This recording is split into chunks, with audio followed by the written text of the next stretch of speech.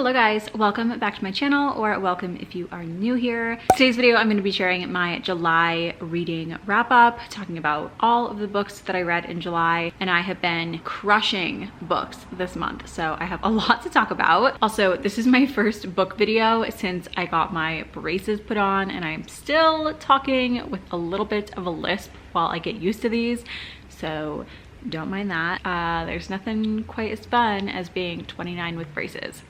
I started off this month super strong. My only 5-star read this month was the first book I read this month, and that was the Mindfuck series by St. Abbey. Technically, this is a series of 5 novellas, but I'm literally just counting it as one book because all of them combined is like the length of one full book, but I loved this series so much. I was a little bit surprised by how good it was, mostly just because the covers and the names of these books are so ugly. They are hideous. Like, I would never want to be like seen reading a book with those covers in public. Honestly, I almost just didn't even read this series because the covers are so ugly. I also feel like covers like these make you think that the book is going to be super smutty, but these books were not crazy smutty. Like, there was a tiny bit, but it was definitely more about the story, and it just, yeah, I feel like you get the wrong impression from the covers. But I've heard so many rave reviews that I really wanted to try it, especially after I heard what it was about. So don't judge these by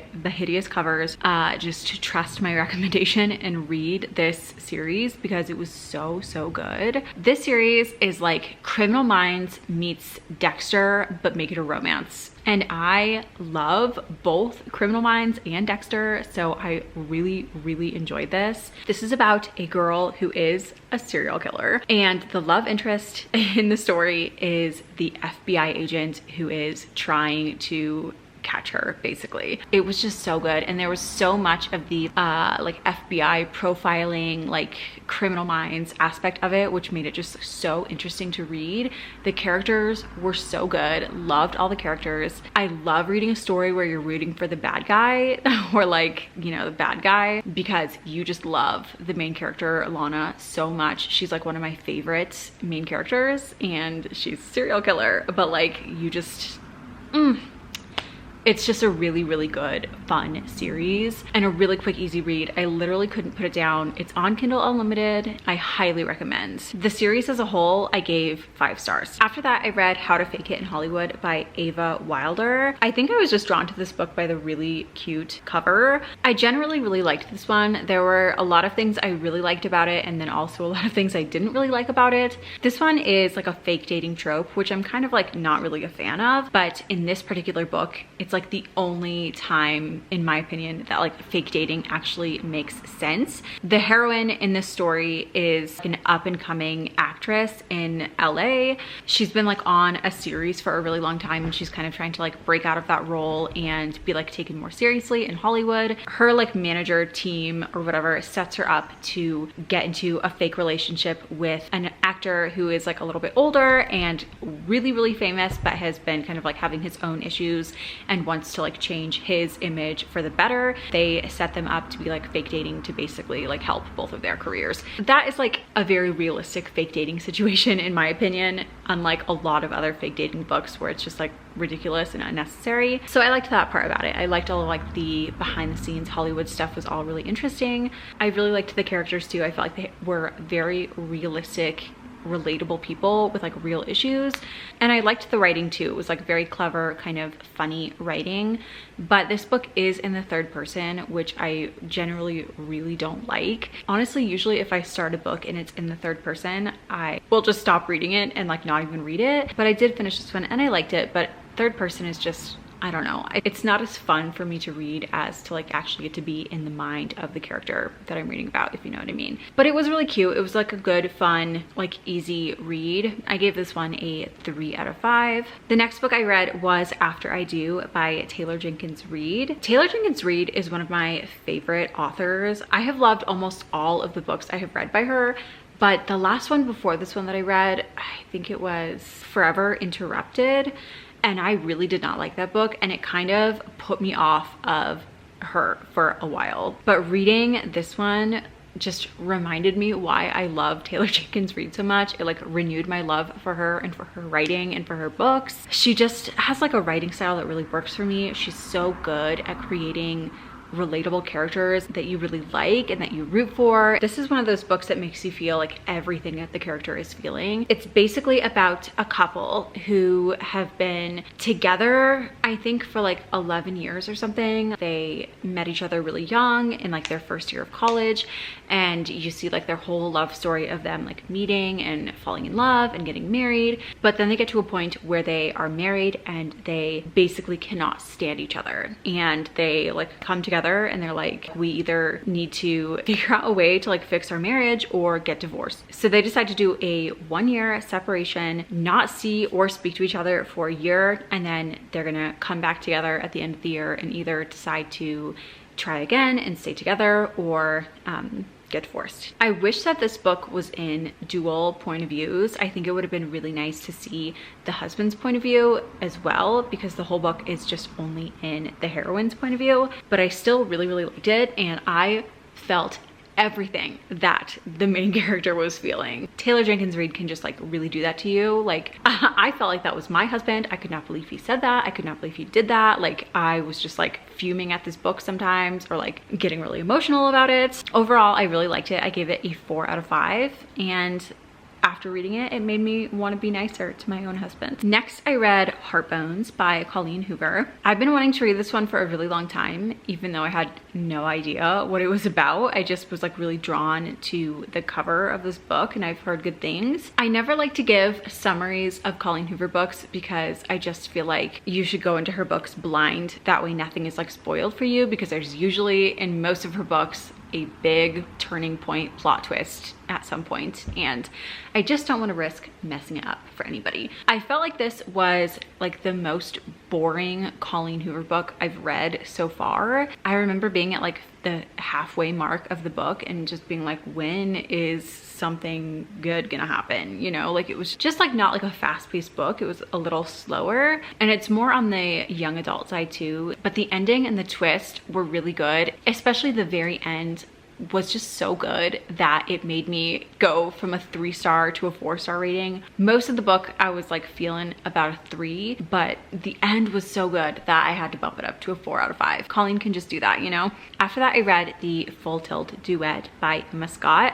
The first one is called Full Tilt. I've heard so many good things about these books, about how it's gonna make you cry like a baby. At the end of Full Tilt, I did cry like a baby. I was like sobbing. Even though you know what's coming the whole time, it's still just like hurts so much when it happens. I don't want to give too much away about this one either. This one was really short. I think it was less than 300 pages. This one had like a good boy, bad girl trope, which is kind of like uncommon and was kind of fun to read. Like a golden retriever boyfriend, which we love. Overall, I think it's definitely worth the read. I gave Full Tilt a 4 out of 5. The second book in the duet is called All In, and it's just a continuation of the story basically. And I feel like I can tell you even less about this one without giving it away. I did really like how they wrapped up the story super well in this book. It like really gave you closure on all things, but I felt like this one was super boring and just like really predictable too. Like after you read the first one, you pretty much know exactly what the second one is going to be about. It was just kind of slow moving and not very exciting. I'd probably rate this one more like a 2.5 to a 3 out of 5. I just couldn't wait for it to be over so that I could move on. You know what I mean? After that, I read Waking Olivia. This was a Chandler Ainsley recommendation. I saw her talking about this, so I read it and I really enjoyed this one too. It's a romance between Olivia and her track coach, which is like a little bit taboo. The age gap is really small, so it wasn't like anything creepy, but definitely still, you know,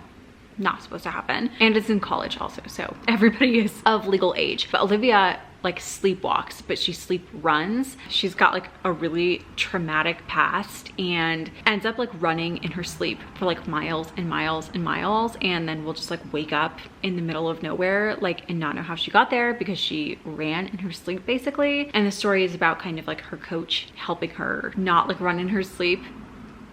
I'm I'm not describing this very well, but the book was really, really good. This one was kind of fun to read about because the main character, Olivia, is like a huge asshole. She's got like a lot of anger problems, generally kind of mean, and I feel like that's not something that you read about a lot in like romance novels. So I like really enjoyed reading about like what a dick she was. I thoroughly enjoyed it. I thought it was really good, and I rated it 4 out of 5. And then after that, I read Twisted Love by Anna Huang. I've been so looking forward to reading the Twisted series by her, and I just really didn't like this one. I'm hoping that the next ones in the series will be better. I'm gonna give the next one a shot and see how it is, and then we'll see if I want to continue with the series or not. I don't know. This one just didn't work for me. I thought the whole thing was just generally annoying. This is a brother's best friend romance, which I guess I just never like really understand why that's a bad thing, or like why people are like so crazy about that. Like, who cares if it's your brother's friend?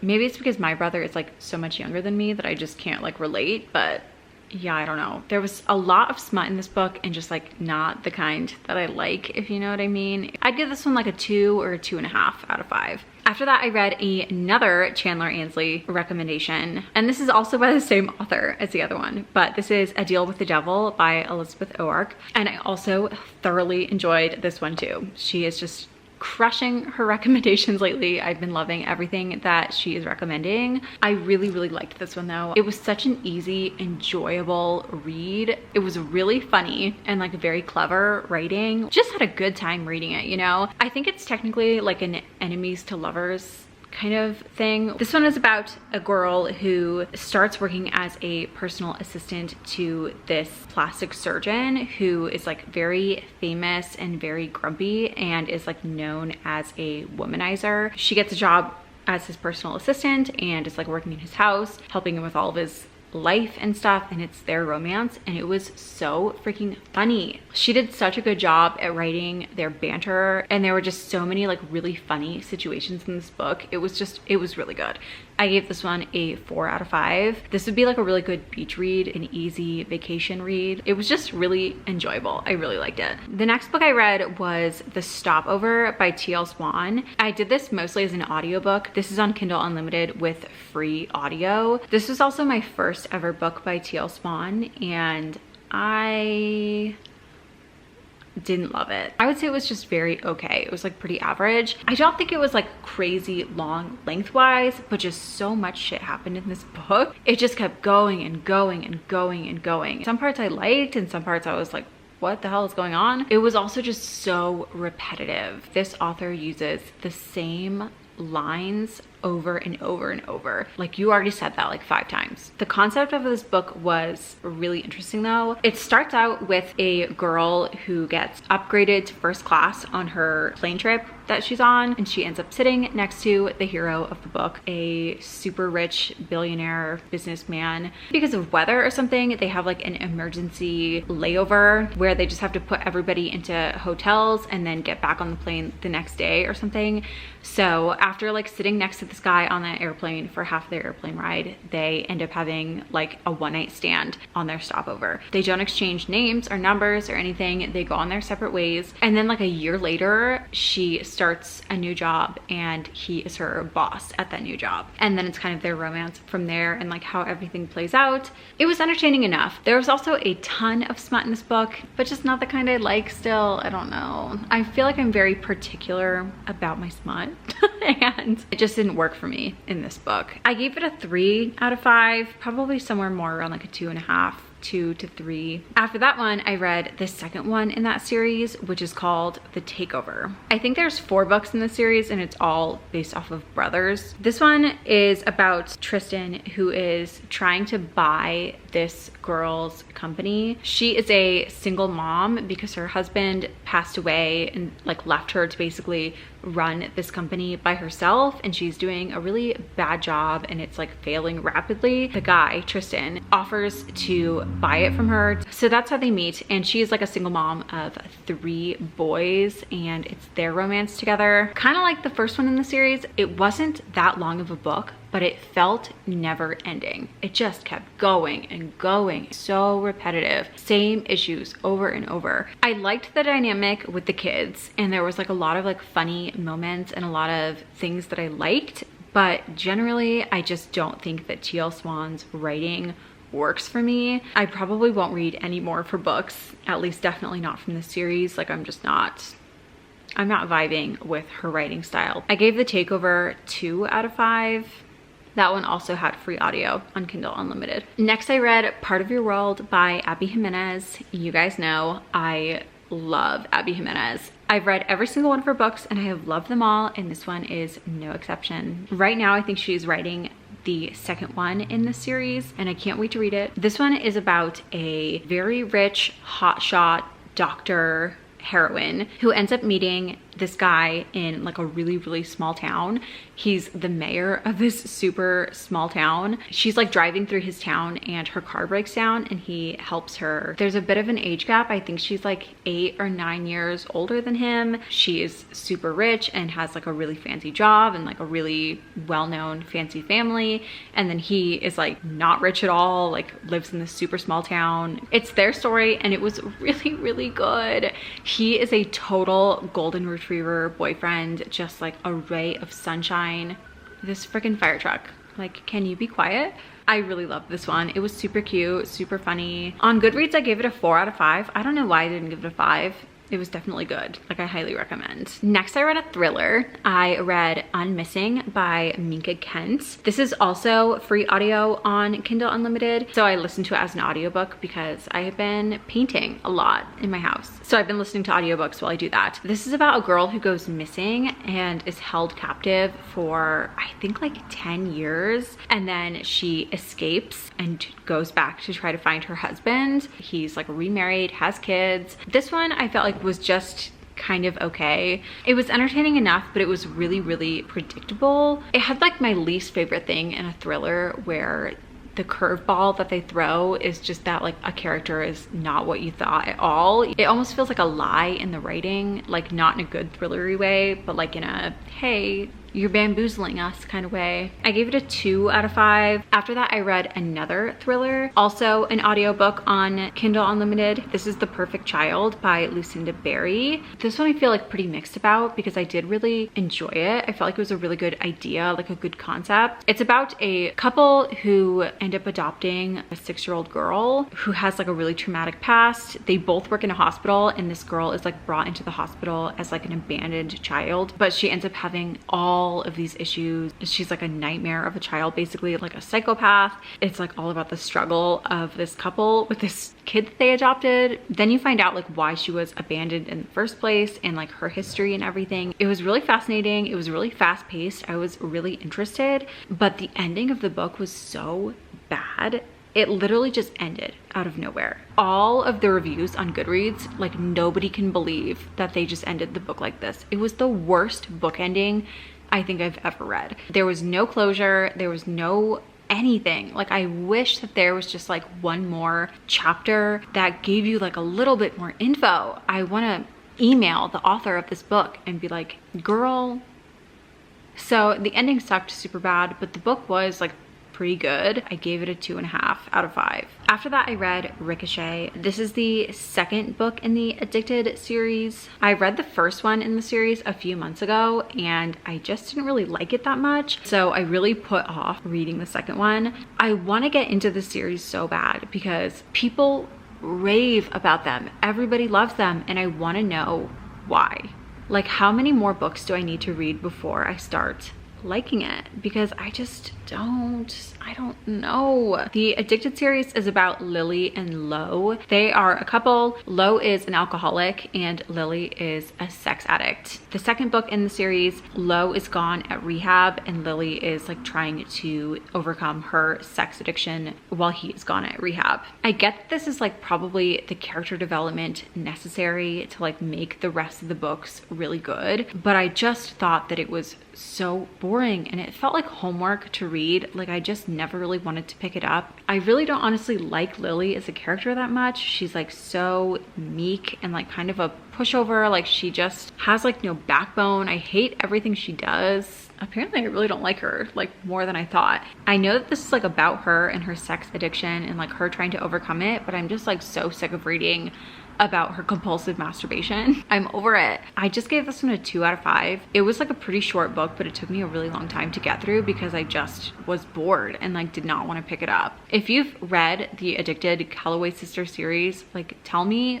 when it's gonna get better. I just have no desire to keep going. After that, I read 1% of You by Michelle Gross. This one is about a single mom. She has, I think, like a 3-year-old and is very pregnant. It's about her and her like really grumpy neighbor who like hates kids, and at first he's like really rude to them and like judges her a lot because she's like a really young single mom, but then he becomes like kind of fascinated with her and her kids basically, and like strikes up a friendship with her 3-year-old daughter. In the book and like in this fictional situation, it was like kind of cute and fun, but as a mom of 2 kids who are similar ages, if there was like a mean, grumpy man who lived near me who was like trying to spark up a friendship with my 3-year-old daughter, I would be like, what the fuck is wrong with you? Like, get away from me. I'm calling the police. So yeah, I couldn't really appreciate the story because of that. I think the whole time I was like, where is this woman's stranger danger? Like, you are putting your kids in danger.